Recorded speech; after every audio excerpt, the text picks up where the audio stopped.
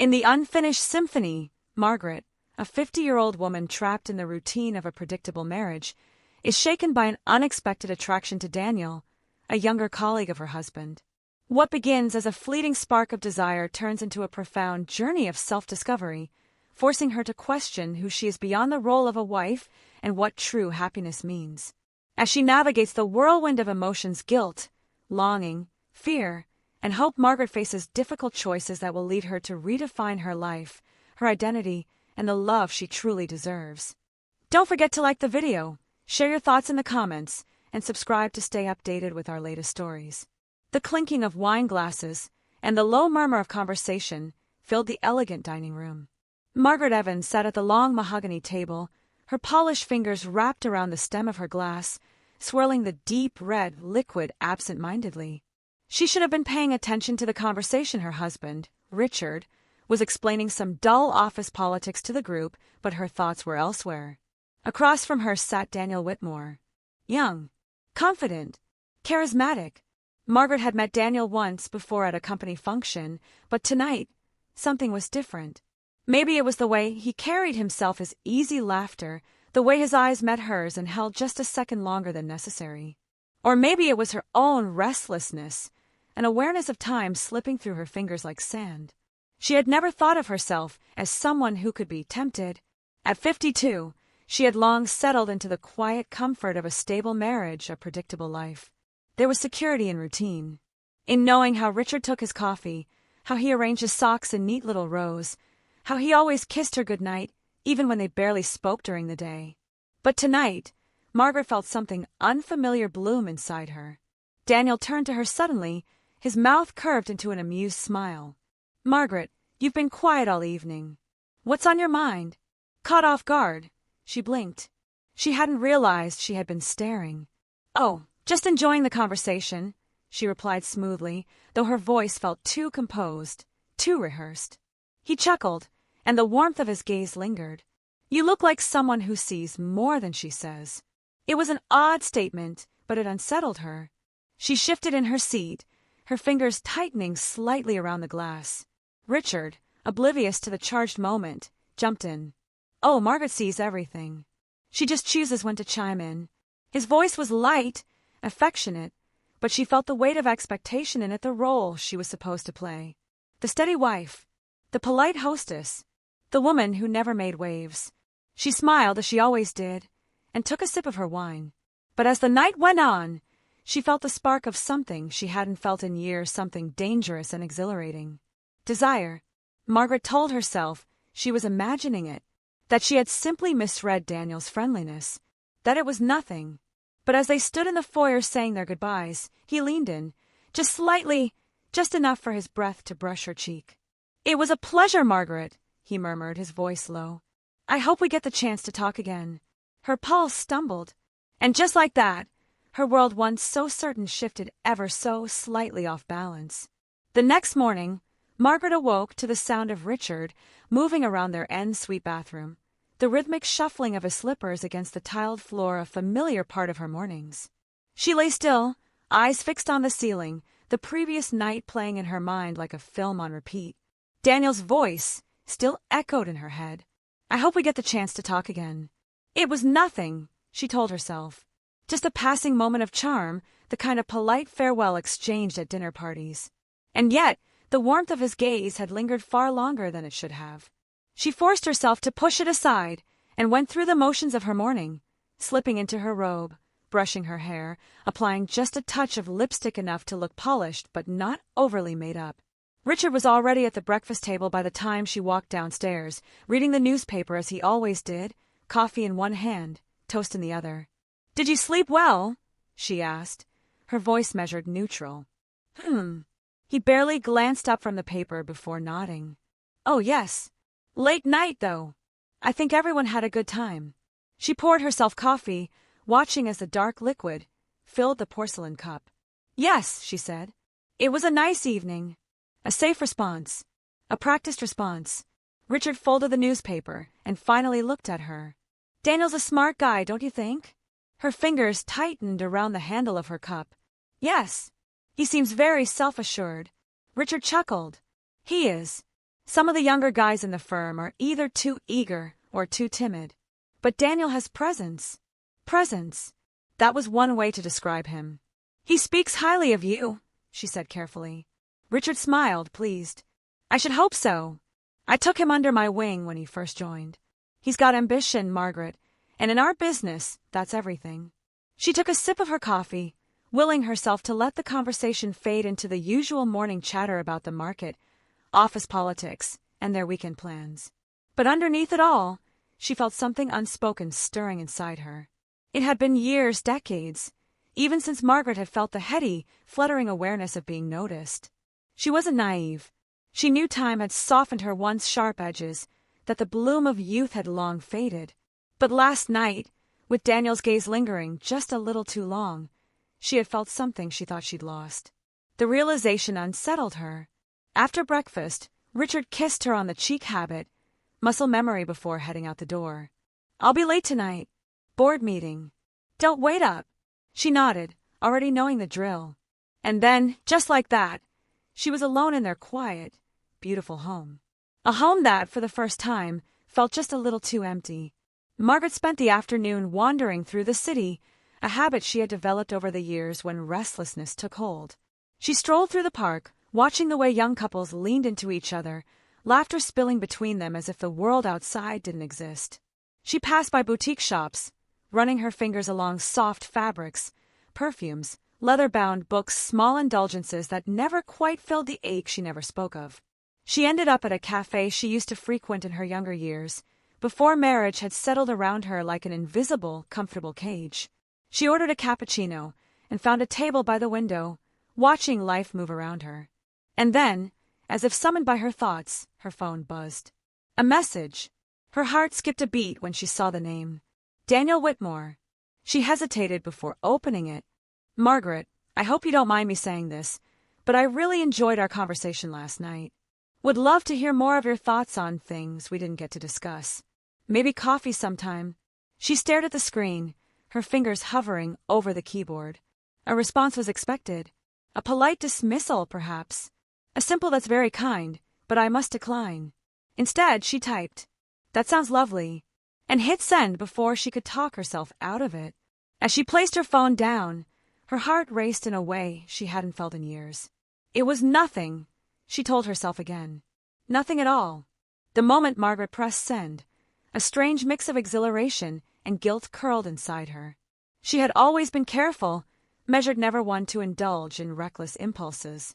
And yet, here she was, accepting an invitation for coffee from a man who was not her husband. The logical part of her insisted it was harmless, a simple conversation, nothing more. But deep down, she knew this wasn't about the coffee. It was about the way she had felt when Daniel looked at her. The cafe was tucked away on a quiet street, one of those small, effortlessly charming places where time seemed to slow. Margaret arrived early, a habit born of years of being dependable, punctual, and in control. She chose a table near the window, smoothing down the sleeve of her blouse as she waited. Would he think she had dressed up for him? The thought made her self-conscious. She had taken extra care that morning, choosing an elegant but understated top, a soft shade of lipstick that wasn't too bold but still felt noticeable. The bell above the door jingled, and there he was. Daniel spotted her immediately, his face lighting up with an easy smile. He carried himself with the confidence of a man who belonged wherever he went. It was a quality Margaret had always admired in others, but never quite mastered herself. "I hope I didn't keep you waiting," he said as he slid into the seat across from her. "Not at all," she replied, offering a polite smile. "I tend to be early. I would have guessed that about you." She raised an eyebrow. "Oh, and what else have you guessed?" Daniel leaned back, studying her with an expression she couldn't quite read. "That you're the kind of woman who sees the world clearly, who notices things most people overlook." There was again that unsettling sense that he saw her in a way others didn't. It made her feel exposed, but also intrigued. Their conversation unfolded with surprising ease. He asked about her thoughts on art, travel, books, topics she hadn't discussed in so long that she almost forgot how much she had once loved them. Richard never asked her about these things anymore. Not because he didn't care, but because over time the questions had simply stopped. With Daniel, there was curiosity, engagement. When she laughed, it was unguarded, unpracticed. And then, in a moment that felt both ordinary and significant, he reached forward, brushing a stray thread from the cuff of her sleeve. Margaret froze.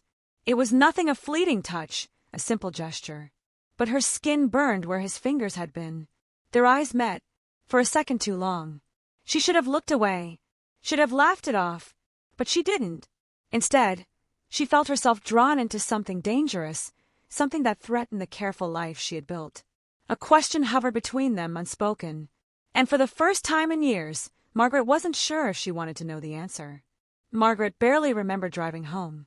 The cafe, the conversation, the brief touch of Daniel's fingers against her sleeve, it all replayed in her mind like an intoxicating melody she couldn't silence. As she turned the key in the front door and stepped into her house, the familiar silence settled around her. The polished floors, the carefully arranged furniture, the faint scent of fresh flowers from the vase in the foyer, it was all as it had always been. Steady, predictable, safe. And yet, something inside her felt changed. She set her purse down on the kitchen counter and exhaled, pressing her fingers against her temples. What was she doing?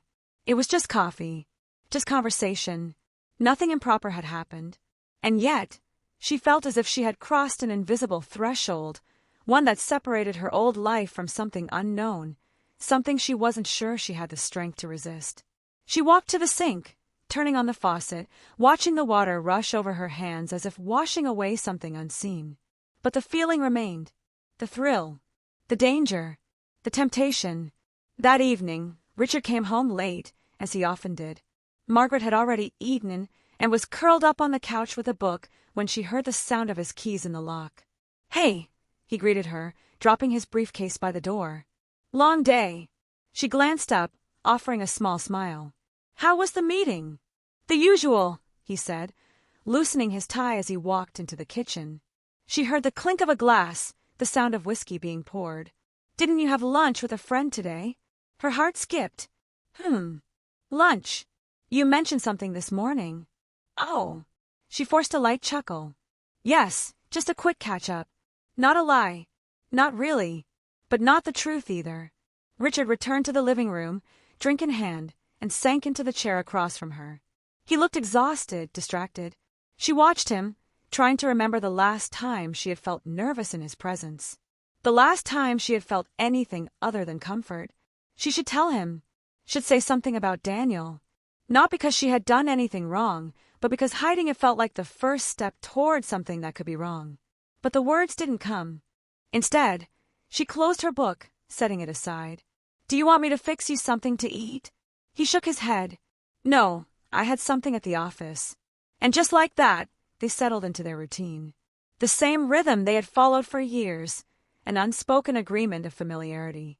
Margaret should have felt relief. Instead, she felt the phantom sensation of Daniel's fingers grazing her sleeve. And she wondered how long she could keep pretending she didn't want more. Margaret stood in front of the bathroom mirror, fingers resting lightly on the cool porcelain sink. The soft overhead light cast a golden glow, smoothing the lines of age on her face. But no light, no clever angle, could disguise the truth reflected back at her. Something inside her had awakened, and she didn't know whether to fear it or embrace it. Her hair was still slightly tousled from the day, and she absently smoothed a few strands behind her ear. The act was habitual, but tonight it felt different, like she was studying herself as a stranger might. Was she beautiful? She had stopped asking herself that question years ago. Not out of sadness, but because it had ceased to matter. Richard loved her in his own way, steady and unquestioning, and she had long accepted that the intensity of youth had given way to something quieter, something more practical. But Daniel, Margaret swallowed hard at the thought of him. His eyes had lingered. His voice had dipped when he spoke to her. And she had felt it, that flicker of attraction, that dangerous thrill of possibility. The same thrill that now sent a ripple of guilt coursing through her. She turned away from the mirror and walked into the bedroom, where Richard was already asleep, his breathing even, his face softened by rest. She studied him in the dim light, the familiarity of him both comforting and suffocating. What would he say if he knew? Not that anything had happened, nothing truly inappropriate, Nothing she could not explain away. And yet, the very fact that she was standing here, thinking of Daniel while her husband slept beside her, made her feel as though she had already taken a step she could never undo. Margaret slipped into bed, careful not to disturb Richard, but sleep did not come easily. Instead, she lay in the dark, her heart beating a little too fast, her body a little too restless, her mind playing dangerous what-ifs. And for the first time in years, she felt the weight of a choice she wasn't sure she was ready to make. Margaret had always prided herself on being a woman of reason. She made sensible choices. She followed the path of stability, the one paved with logic and responsibility. She had been a devoted wife, a careful hostess, a mother who had raised her children to be kind and capable. So why, now, did she feel like a woman teetering on the edge of something reckless? It had been 3 days since the cafe. 3 days since Daniel's gaze had lingered too long, since his fingers had barely brushed her sleeve, since the first quiet tremor of temptation had settled deep in her bones. And now, here she was, standing in front of her closet, hesitating over what to wear for an event she had attended dozens of times before.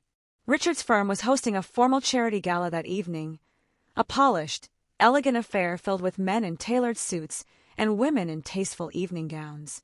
Margaret had always found these events predictable, their conversations looping in the same polite circles. But tonight felt different. Tonight, Daniel would be there. Her fingers skimmed across a row of dresses, black, navy, the safe choices. But then, without thinking, she reached for the deep emerald gown tucked away at the back of her closet. She hadn't worn it in years. It was daring in a way most of her clothing wasn't any more off the shoulder, the fabric clinging, just enough to remind her that she still had a body worth noticing. She hesitated, then pulled it from the hanger. As she slipped into it, smoothing the fabric over her hips, she glanced at her reflection. The woman staring back at her looked different, sharper, more awake. A woman who still wanted to be seen. The gala was held at the Grand Marlowe Hotel, an opulent ballroom glittering with chandeliers and the quiet hum of wealth. Margaret moved through the crowd at Richard's side, exchanging pleasantries with people she had known for years, her practiced smile never faltering. But her mind was elsewhere. She could feel Daniel's presence before she even saw him. And then there, across the room, in a crisp charcoal suit that fit too well, his posture relaxed yet confident, Daniel stood talking to a group of colleagues.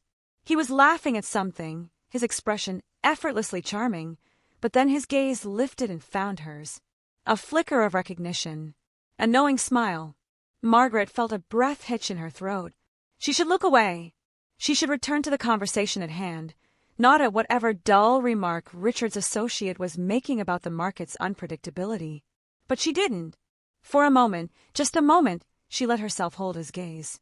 The room continued to move around them, but Margaret felt as though everything had stilled, as if the careful walls she had built around herself had weakened, just enough for something else to slip through. And then, just as quickly, she turned away. Dinner was served, and Margaret took her seat beside Richard at one of the long, white-clothed tables. She listened, she smiled, she played the role of the devoted wife without fault. But beneath the polished surface, her pulse was unsteady. Halfway through the meal, Daniel appeared at their table, a glass of wine in hand, his expression warm.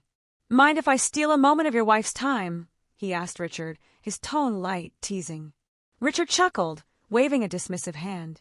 "By all means. Give her a break from all this dull talk." Margaret's heart pounded as Daniel extended a hand. She hesitated only briefly before taking it, letting him guide her away from the table, away from the neatly arranged world she had spent decades maintaining. They stopped near the balcony doors, the soft murmur of the gala fading just slightly as a cool breeze slipped in through the opening. Daniel studied her for a moment before speaking. "You look incredible tonight." Margaret felt heat rise to her cheeks. "It's just an old dress." "It doesn't feel old," he murmured. His voice was quiet, but she could hear the meaning beneath it. She glanced toward the ballroom, toward Richard, who was too engrossed in conversation to notice she was gone.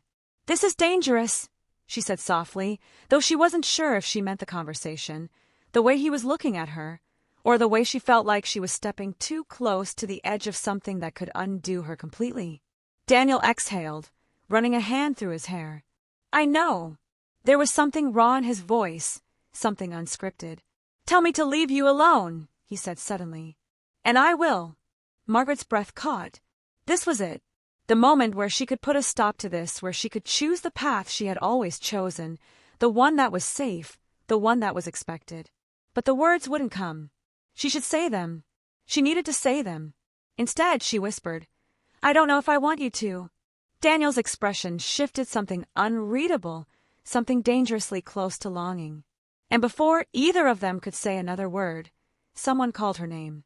Margaret turned sharply to find one of Richard's colleagues approaching, his expression oblivious to the storm that had just passed between her and Daniel. "There you are. Richard was looking for you."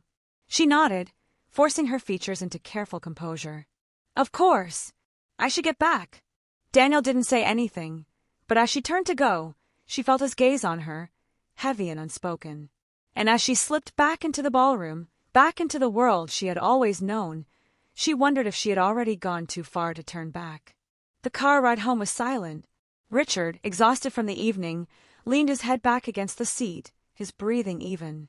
Margaret kept her eyes on the passing streetlights, her thoughts tangled, frayed. By the time they reached home, Richard had already begun unfastening his cufflinks. "Good event," he said absently. "You had fun." Margaret hesitated, her fingers hovering over the clasp of her necklace. Fun. She thought of Daniel's gaze, the way her skin had burned under it, the way her body had felt alive in a way it hadn't in years. "Yes," she said finally. "I had fun." Richard kissed her cheek, murmured something about an early meeting, and disappeared into the bedroom. Margaret stood alone in the dimly lit hallway, her heart still unsteady. And in the silence of the house she had built with her husband, she asked herself the question she had been avoiding all night. Was she still the same woman she had always been? Or had something inside her already begun to change? Margaret sat at the kitchen table, hands wrapped around a cooling cup of tea, watching the early morning light spill through the window. The world was quiet, suspended in that brief moment before the day truly began. Last night still lingered in her body like an aftertaste. Daniel's gaze, the soft weight of his words, the unspoken truth between them. She had barely slept, her mind restless with what-ifs and maybes. She was playing with fire. She knew this, and yet she could still feel the heat of it beneath her skin. Richard's footsteps broke the silence as he entered the kitchen, already dressed for work. He moved with the efficiency of a man who had lived in the same rhythm for years. Coffee, newspaper, a quick glance at his watch. "You're up early," he noted, pouring himself a cup of black coffee. Margaret forced a small smile. "Couldn't sleep."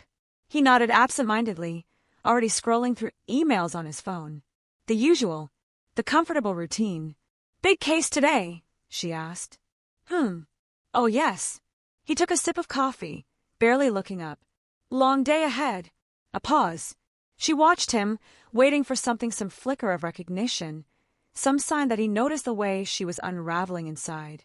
But he didn't. And why would he? Margaret had spent years making sure she was steady, unshakable, a wife he could rely on. She swallowed hard. "Do you remember the first gala we went to?" she asked suddenly. Richard glanced up, surprised. "The one years ago."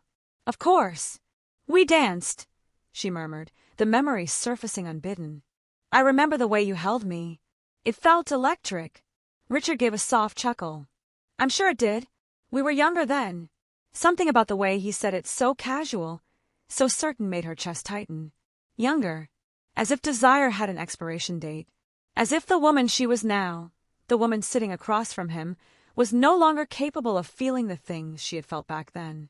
She looked down at her tea, her reflection rippling in the liquid. Richard stood, grabbing his briefcase. "I'll be home late. Don't wait up." A quick peck on the cheek, and then he was gone. Margaret sat in the silence, her heartbeat loud in her ears. Something was shifting inside her, and she wasn't sure she could stop it. That afternoon, she found herself in the art gallery downtown. She hadn't planned to come here, hadn't planned any of this, really. But she had needed air, space, something that didn't feel like the carefully constructed life she had spent years perfecting. She wandered through the halls, letting the paintings pull her into their worlds. Bold colors, stolen moments, unfinished brushstrokes. There was something raw about them, something imperfect and beautiful. She paused in front of a particular piece of woman, her back turned, caught in motion. The strokes were heavy, rushed, as if the artist had been desperate to capture something fleeting. Margaret felt a strange ache in her chest. Had she become that woman, trapped between what was and what could be? Beautiful, isn't it? The voice sent a shiver down her spine. She turned slowly. Daniel stood beside her, hands in his pockets, eyes flicking from the painting to her face. Margaret's breath hitched. "What are you doing here?" His lips curved into a slight smile. "I could ask you the same thing." Their eyes held, and suddenly she knew. This wasn't coincidence. She had come here searching for something, and somehow Daniel had become part of it. They ended up at a cafe down the street, tucked into a quiet corner away from prying eyes. Margaret should have left. She should have walked away before this became something she couldn't undo. But she didn't. Instead, she let herself sit across from him, let herself indulge in the way he made her feel like she was seen, like she was wanted. "Did you always love art?" he asked, stirring his coffee. She exhaled. "Once. A long time ago." His gaze was steady. "And now?" Margaret hesitated. "Now? I'm not sure." Daniel studied her, his expression unreadable. "Maybe it's not that you stopped loving it. Maybe you just forgot." The words settled deep. Maybe she had forgotten. Not just art, but herself. She looked down at her hands, at the delicate gold band on her finger. "This is dangerous," she whispered. Daniel leaned in slightly. "I know." Silence. A choice hanging in the air between them. And for the first time, Margaret didn't know what she wanted more: safety, or the thrill of falling. When she got home that evening, the house was dark. Richard wasn't back yet. Margaret stood in the middle of the living room, the weight of everything pressing down on her. Her fingers brushed her lips, as if trying to erase the ghost of something that hadn't quite happened but had come dangerously close. She had always thought affairs were loud, reckless things. Passionate, impulsive. But this was slow, quiet, a series of small choices that didn't feel like choices until they became something irreversible. She wasn't sure how much longer she could pretend she wasn't already slipping. And the scariest part, she wasn't sure she wanted to stop. The days after her encounter with Daniel passed in a blur, but Margaret felt each one stretch unbearably long. She moved through her life as if on autopilot, grocery shopping, answering calls, having dinner with Richard, smiling at the right moments. But beneath the surface, something was unraveling. Something she could no longer ignore. She was rearranging books in the study when her phone vibrated on the desk. Daniel. She shouldn't answer. She did. "Margaret." His voice was steady, calm, but there was something beneath it. Something unspoken. She closed her eyes. "We shouldn't do this." A pause. And yet here we are. Silence stretched between them, charged and fragile. "Meet me," he said finally. Margaret's breath caught. It wasn't a request. It was an inevitability. Her grip on the phone tightened. "Where?" The Grand Marlowe's bar was dimly lit, its leather booths and warm amber lighting exuding quiet luxury. Margaret stepped inside, smoothing invisible creases from her dress, heart pounding. She spotted him immediately. Daniel sat at a small corner table, a glass of whiskey untouched in front of him. His posture was relaxed, but his eyes gave him away. He was waiting. For her. Margaret crossed the room, aware of the way her pulse quickened with every step. When she sat down, he didn't speak right away. Instead, he studied her, as if memorizing every detail. "You came," he said at last. She exhaled shakily. "I shouldn't have. And yet here you are." Margaret let out a soft, breathless laugh, shaking her head. "You keep saying that." "Because it's true." She met his gaze. It was. They sat there, the weight of unspoken words pressing in around them. Finally, Daniel leaned in. "What are you so afraid of?" Margaret's lips parted, but the answer stuck in her throat. Losing herself. Wanting too much. Crossing a line she could never uncross. Instead, she whispered, "Everything." Daniel reached across the table, fingers brushing hers. It was barely a touch, but it sent a shiver through her, a rush of sensation she hadn't felt in years. "This doesn't have to be complicated," he murmured. Margaret swallowed. "But it already is." Daniel exhaled, then sat back, running a hand through his hair. "I can't stop thinking about you," he admitted, voice low. "And I know I should, but I don't want to." Margaret's heart clenched, because she felt the same, and she didn't know what to do with that. They left the hotel together. The city hummed around them, the cool evening air thick with the scent of rain. They walked in silence, side by side, until Daniel finally spoke. "Tell me something." Margaret glanced at him. "What?" He hesitated, then asked, "Are you happy?" She stopped walking. The question shouldn't have shocked her, but it did, because no one had asked her that in years. She could have lied, could have given the easy answer. Instead, she whispered, "I don't know." Daniel turned to face her fully. "Margaret." She shook her head. Don't what? Don't make this harder than it already is." Daniel exhaled sharply. "It doesn't have to be hard." She laughed, then soft, sad. "Of course it does." Because it wasn't just about desire. It was about loyalty, about the life she had built, about the fact that if she let this go any further, she wouldn't be able to pretend anymore. And she wasn't sure she was ready for that. Daniel watched her carefully. "What do you want?" Margaret's throat tightened. No one had asked her that in a long time either. She closed her eyes, feeling the weight of the moment pressing down on her. Then, before she could stop herself, she whispered the truth. "I don't know." They stood there, caught in the middle of the world, in the middle of something that felt like fate pressing it on them. Margaret knew she had to decide. Not tomorrow, not another day, now. Because she was already standing at the edge, and if she took one more step, there would be no turning back. Daniel watched her, waiting. Margaret's hands trembled at her sides. Then, slowly, deliberately, she stepped back, away from him, away from the choice that had nearly consumed her. "I can't," she whispered. Daniel's jaw tightened, but he nodded. "Okay." He didn't try to change her mind. And somehow, that made it harder. Margaret turned, and she walked away. Every step felt like breaking something inside herself. But she kept walking. Because some lines, once crossed, could never be redrawn. Margaret had expected relief. She had told herself that walking away from Daniel had been the right decision, the responsible, honorable choice. And yet, in the days that followed, she felt nothing but emptiness. She went through the motions of her life, but everything felt muted, as if someone had turned down the volume on the world. Mornings began the same way. Richard sipping his coffee, reading the news, making brief conversation about schedules and obligations. Evenings ended in routine silence, the clink of silverware, the distant hum of the television, the cold space between them in bed. She had always accepted this as normal. So why did it suddenly feel unbearable? Margaret sat on the edge of their neatly made bed one night, staring at the reflection in her vanity mirror. She barely recognized the woman staring back. Was this really all there was? She had walked away from Daniel, but a part of her was still standing there, in the rain, caught in the moment where she had almost let herself reach for something she wasn't supposed to want. Richard noticed something was off. At first, it was subtle. He would glance up from his phone during breakfast, brow furrowed as if trying to place what had changed. "Everything okay?"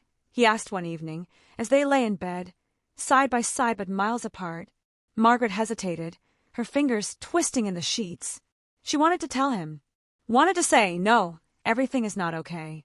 I don't know who I am anymore. I don't know what I want." Instead, she forced a small smile.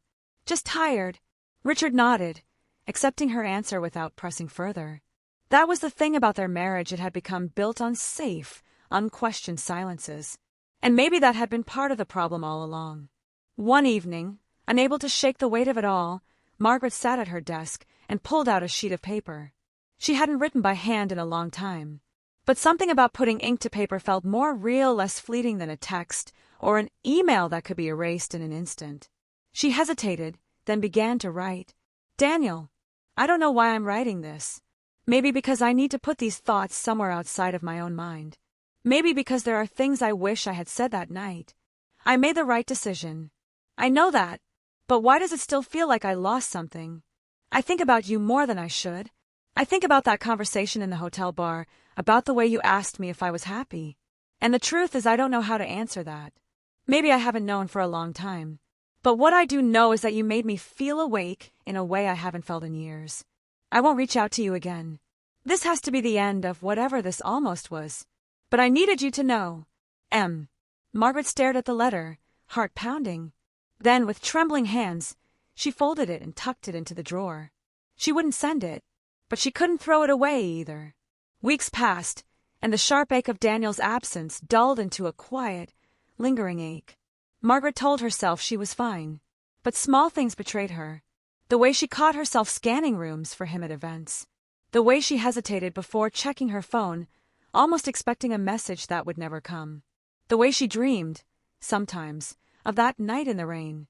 She was still trying to piece herself back together when Richard came home late one evening, setting his briefcase down with a sigh. "Long day?" Margaret asked, filling a glass of water and placing it in front of him. Richard rubbed his temples. "You could say that." He hesitated for a moment, then looked at her carefully. "I saw Daniel today." Margaret's pulse stilled. "Oh," she said, her voice carefully neutral. Richard nodded. "He's leaving the firm." The words hit her like a sudden drop, unexpected and sharp.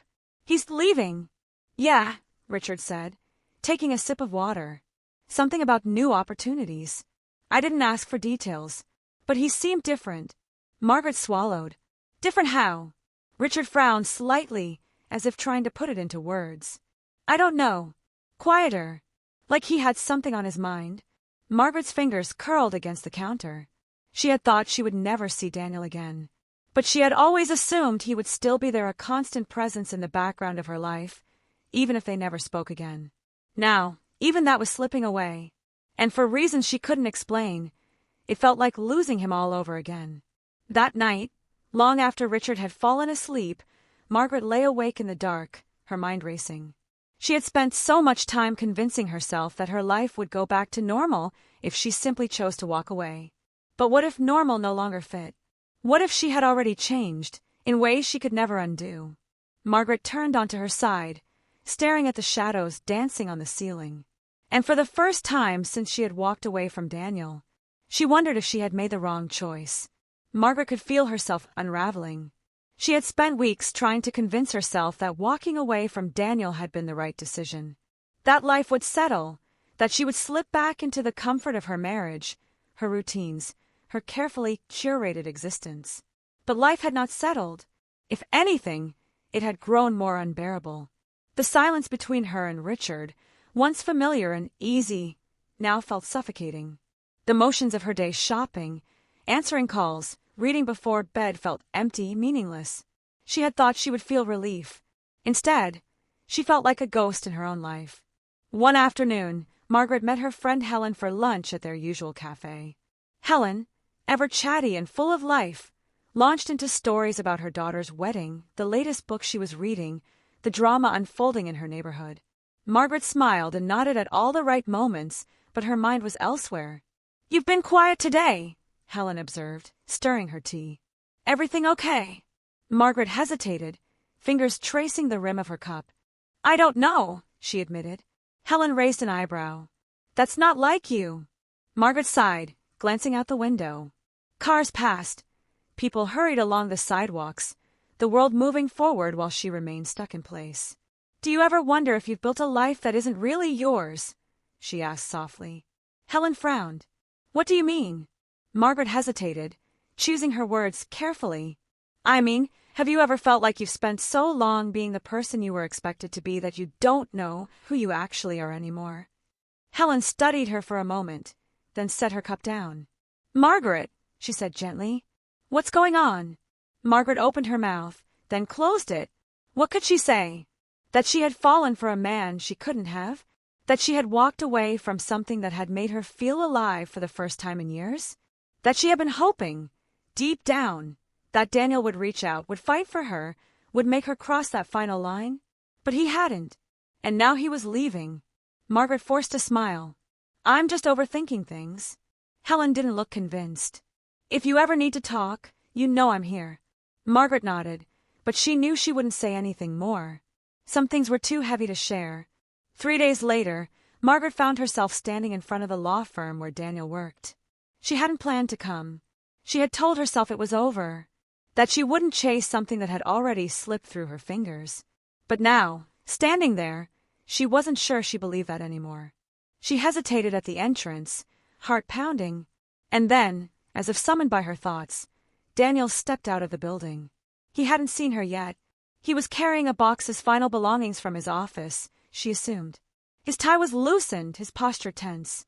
He looked tired. Margaret took a step forward, then stopped herself. What was she doing? What could she possibly say to him now? Daniel turned then, as if sensing her presence. For a long moment, they simply stared at each other. Margaret felt her breath catch, the weight of everything pressing down on her at once. And then Daniel gave her a small, sad smile. No words. No dramatic goodbyes. Just that. And then he turned and walked away. Margaret stood frozen, watching him disappear down the street, the city swallowing him whole. Something inside her cracked. She had made her choice weeks ago. But for the first time, she realized that walking away from Daniel had not fixed anything. Because the problem had never been just him. The problem was that she had spent so many years convincing herself she was happy that she had forgotten how to actually be happy. And now, she didn't know where to begin.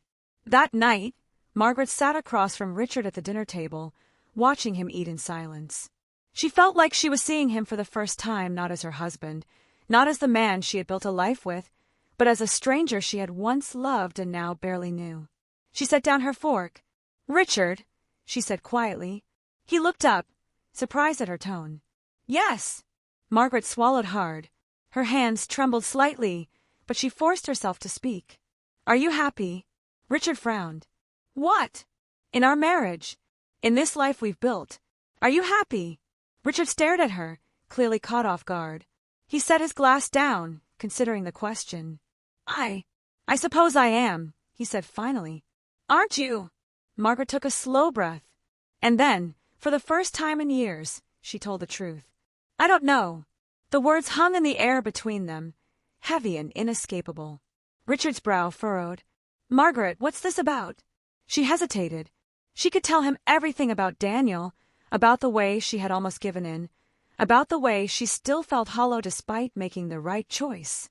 But this wasn't about Daniel. It was about her. I feel like I've been going through the motions for so long," she admitted. "And I don't know if that's enough anymore." Richard exhaled, rubbing a hand over his face. "I thought we were fine," he murmured. Margaret gave a sad smile. "So did I." Silence stretched between them. And Margaret realized something then. She had spent so much time agonizing over Daniel, over what could have been, that she hadn't stopped to question what still could be. Not with Daniel, but with herself. Her life wasn't over. She didn't have to keep living in a way that felt small, contained, predictable. For the first time in years, Margaret saw a different path. And this time, she wasn't afraid to take it. Margaret had always imagined that if her marriage ever reached its breaking point, it would happen in some grand, cinematic way. A shouting match in the middle of the night. A dramatic confession, maybe even a slam door. Something big. But instead, it came quietly, in the form of a question that could no longer be ignored. "Do you want to fix this?" She had asked it hesitantly, barely above a whisper.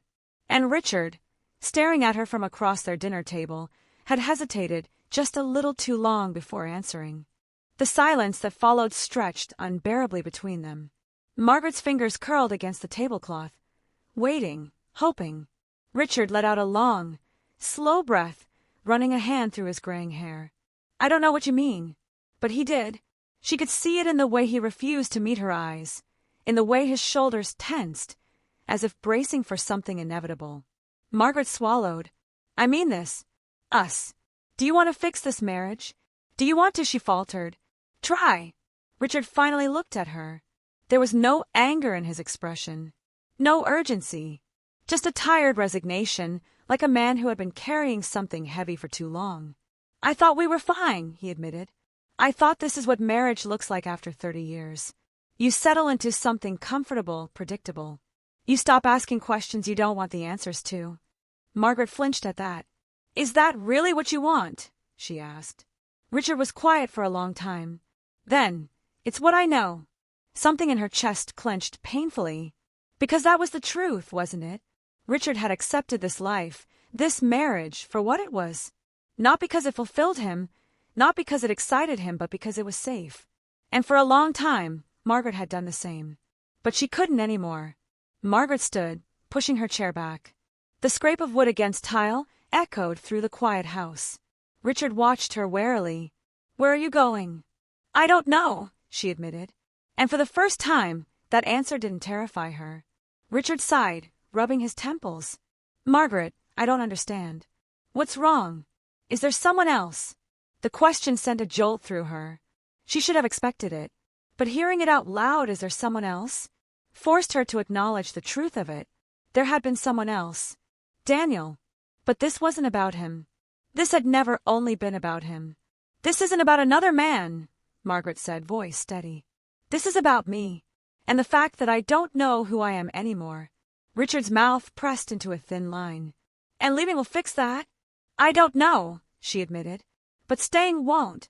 Richard looked down at the table, shaking his head. "We've built a life together, Margaret." "I know."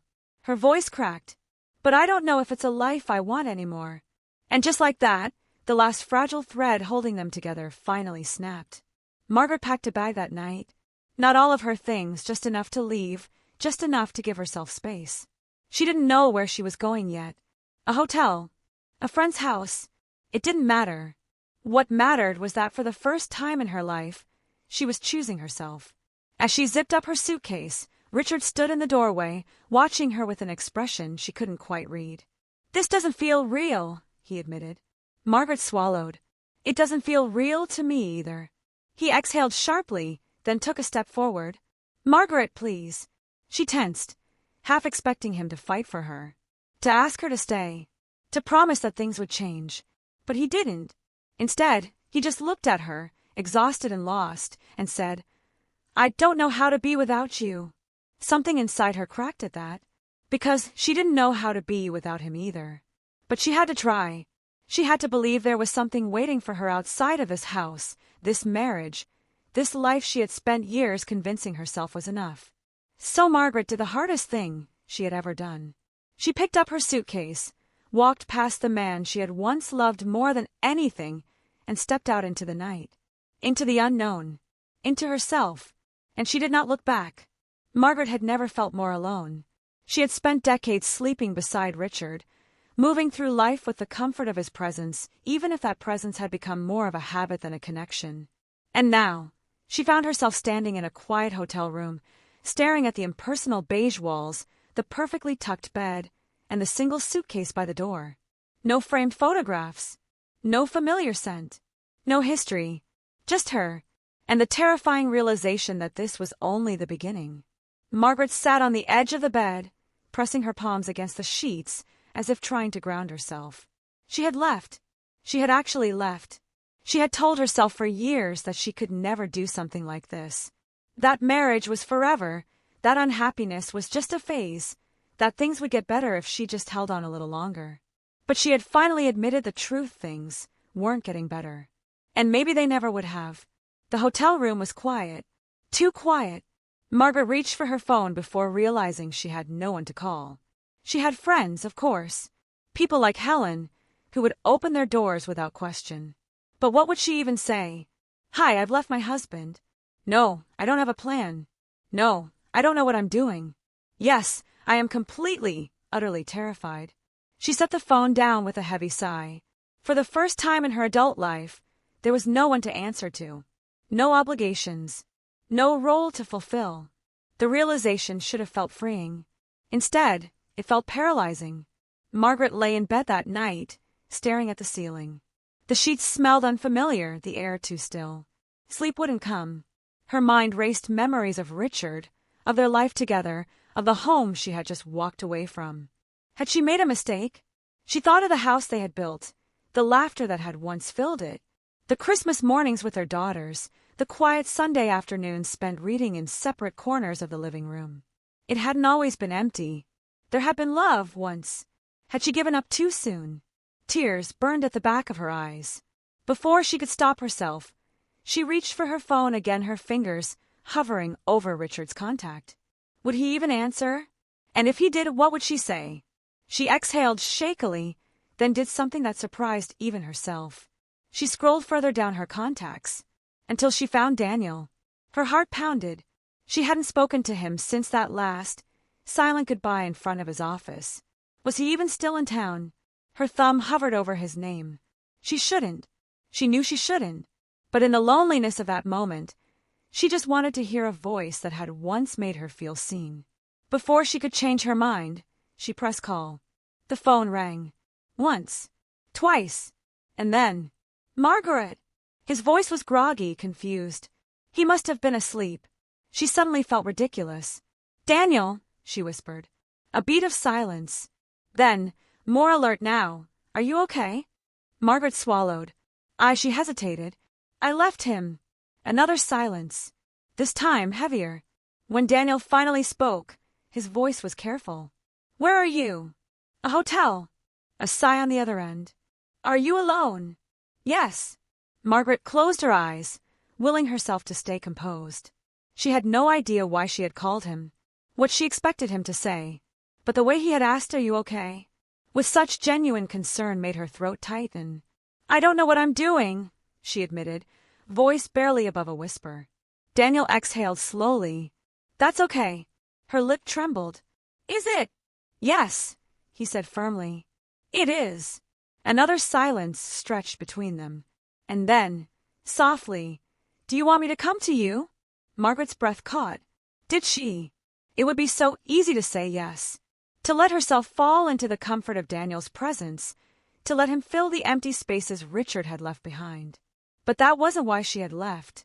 She had walked away to find herself, not to replace one man with another. Margaret swallowed hard. No, she said, her voice steadier now. I just needed to hear a friendly voice. Daniel was quiet for a moment. Then, with understanding, I'm here. Margaret closed her eyes. For the first time that night, the weight in her chest didn't feel quite so unbearable. Margaret didn't sleep much, but when morning came, she felt different. Not better, not lighter, but clearer. She sat by the hotel window, watching the early morning light spill over the city, painting the streets in hues of soft gold. She had expected to wake up with regret. Instead, there was something else. Something she hadn't felt in years. Hope. It was small, fragile, but it was there. She didn't know what the next days, weeks, months would look like. She didn't know if she would stay in the city, if she would find a new home, a new job, a new version of herself. She didn't know if she would ever love again. But for the first time in a long time, she wasn't afraid of the unknown. Margaret picked up her phone, hesitated for only a moment, then typed out a message. Helen, do you have time for breakfast? I could really use a friend. A reply came almost instantly. Of course. I'll meet you at the cafe in an hour. Margaret smiled faintly, setting her phone down. She had spent so long fearing what it would mean to start over. Now, she was beginning to see that maybe, just maybe, it wasn't an ending. Maybe it was the beginning of something she had never even dared to imagine. Something that, for the first time in years, belonged only to her. Margaret stepped out of the hotel lobby into the crisp morning air, the scent of damp pavement and freshly brewed coffee filling her senses. The city was waking up around her, cars humming past, pedestrians hurrying to work, and the occasional cyclist weaving through traffic with an ease she envied. She tightened her coat around her, feeling the weight of last night settle differently in the daylight. She had left. She had woken up alone. And yet, the world had not stopped turning. It was a strangely humbling realization. Helen was already seated when Margaret arrived at the cafe. She waved her over, her expression a mix of concern and curiosity. Margaret, she said warmly, I ordered you a cappuccino. I figured you could use something comforting. Margaret smiled, faintly, as she slid into the chair across from her friend. You always know what I need before I do. Helen tilted her head, studying her. You're different this morning. Margaret exhaled. I feel different. Good different. Margaret considered this. Not yet, but I think it could be. Helen nodded, as if that was answer enough. They sat in comfortable silence for a moment before Helen finally asked, Do you want to talk about it? Margaret stirred her cappuccino absent-mindedly. I don't even know how to talk about it. Try me. Margaret hesitated, then said quietly, I think I spent the last 30 years convincing myself I was happy. Helen's expression softened. And now? Margaret swallowed. Now, I don't know if I ever really was. The admission felt dangerous. Like saying it out loud made it real. Helen reached across the table, squeezing her hand. I wish I could tell you that's an easy thing to figure out. Margaret let out a short, breathy laugh. I think I already know it's not. Helen gave her a knowing look. Are you sure you don't want to come stay with me for a few days? Margaret smiled. I appreciate it, but I think I need to figure this part out on my own. Helen nodded. That makes sense. But promise me you won't isolate yourself. I promise, Margaret said, surprising herself with how much she meant it. They sipped their coffee in silence for a few moments before Helen asked, And Daniel? Margaret's stomach tightened. What about him? Helen arched an eyebrow. You called him last night, didn't you? Margaret blinked. How did you? Helen smirked. I know you. Margaret sighed, running a hand through her hair. It wasn't like that.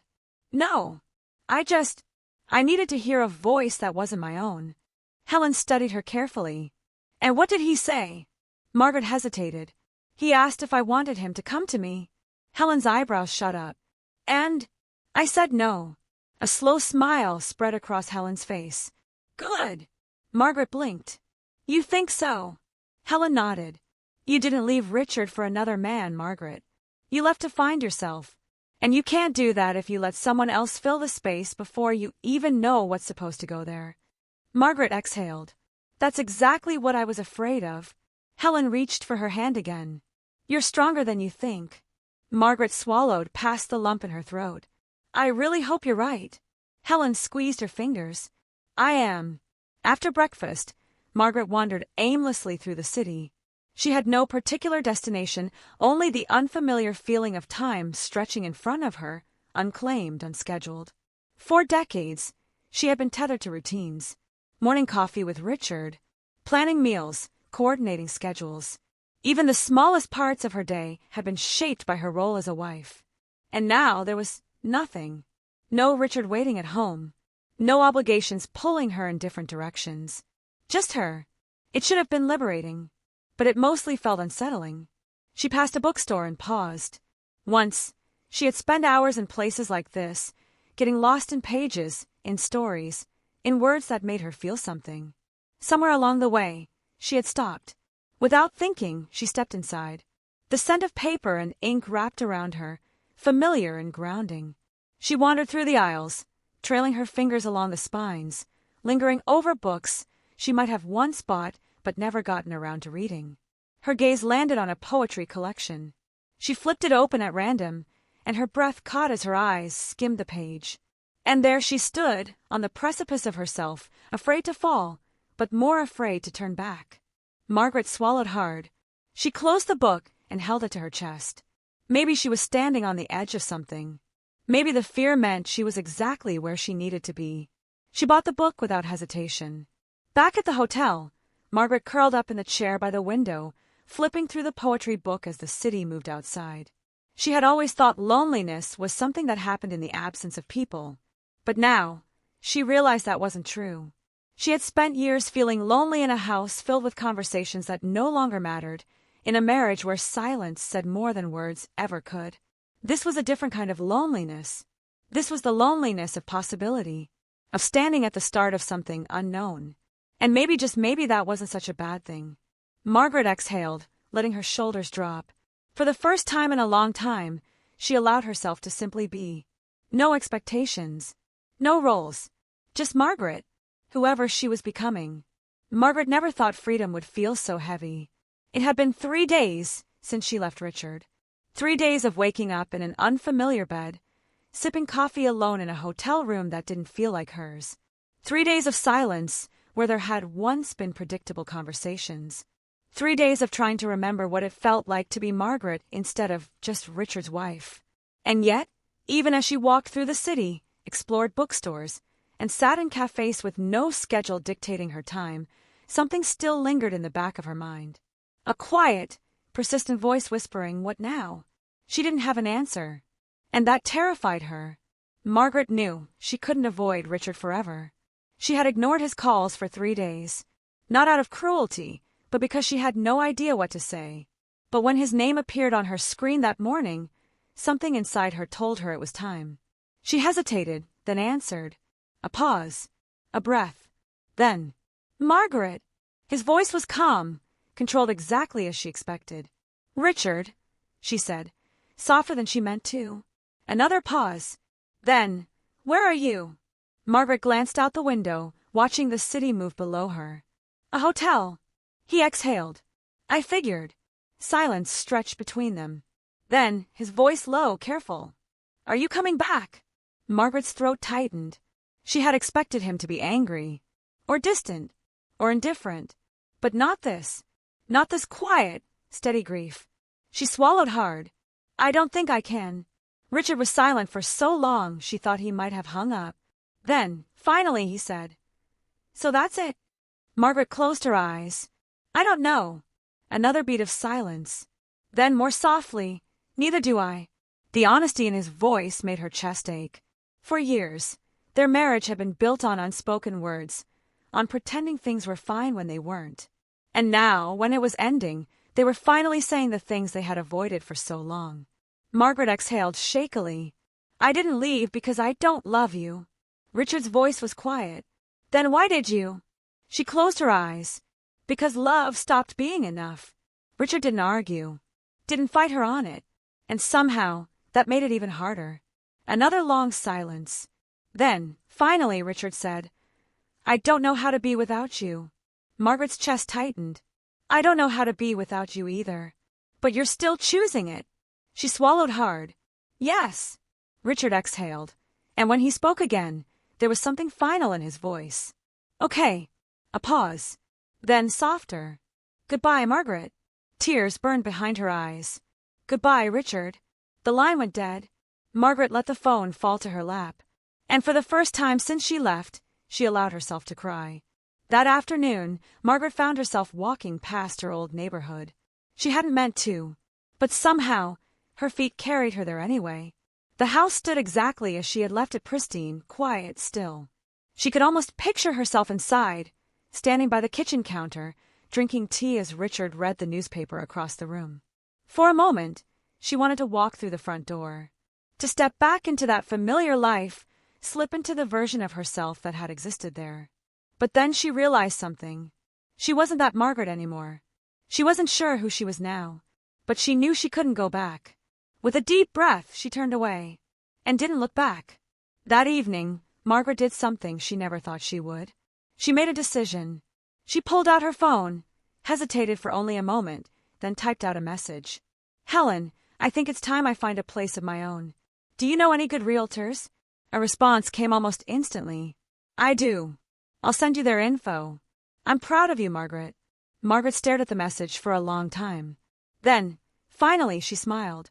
For the first time in a long time, she wasn't just running away. She was moving forward. Margaret stood in the middle of an unfamiliar apartment, surrounded by half-unpacked boxes and the scent of fresh paint. It wasn't much, just a modest one-bedroom with creaky floors and too much light in the mornings. But it was hers. For the first time in decades, Margaret had a space that belonged to no one else. No reminders of a marriage that had become a shadow of what it once was. No quiet, empty house filled with the ghost of a life she had outgrown. Just her, and the terrifying, exhilarating possibility of whatever came next. She ran her fingers along the surface of her kitchen table, one of the few pieces of furniture she had taken from the house. She had almost left it behind. But something about it had felt necessary, like carrying a small piece of her past into her future. She traced the familiar grooves, remembering the countless dinners shared here, the quiet mornings, the arguments, the laughter. Memories, layered in the wood. Her phone vibrated on the table, pulling her from her thoughts. She glanced at the screen. A message from Richard. I had lunch with Daniel today. Thought you should know. Margaret's breath caught. Not because she hadn't expected it, of course. Richard and Daniel would cross paths at work. But because it reminded her that she wasn't the only one moving forward. She hesitated, then typed a response. How is it? A few minutes passed before his reply came. Strange, but not as bad as I thought it would be. Margaret exhaled, a small, bittersweet smile tugging at her lips. She didn't know what she had expected. Maybe a part of her had wanted Richard to hate Daniel. Maybe a part of her had wanted Daniel to walk away from Richard with the same sense of loss she carried. But that wasn't fair. Not to Richard, not to Daniel, not to herself. She typed another message. I'm glad. She wasn't sure if that was true. But maybe one day it would be. That night, Margaret sat on the floor of her new apartment, surrounded by half-unpacked boxes and an open bottle of wine. She had spent hours unpacking, yet it still didn't feel like home. Maybe it never would. Maybe that was okay. She picked up the poetry book she had bought the week before, flipping through the pages until she found the line that had stopped her in her tracks the first time she read it. And there she stood, on the precipice of herself, afraid to fall, but more afraid to turn back. Margaret traced the words with her fingertips. Afraid to fall, but more afraid to turn back. She took a slow, steady breath.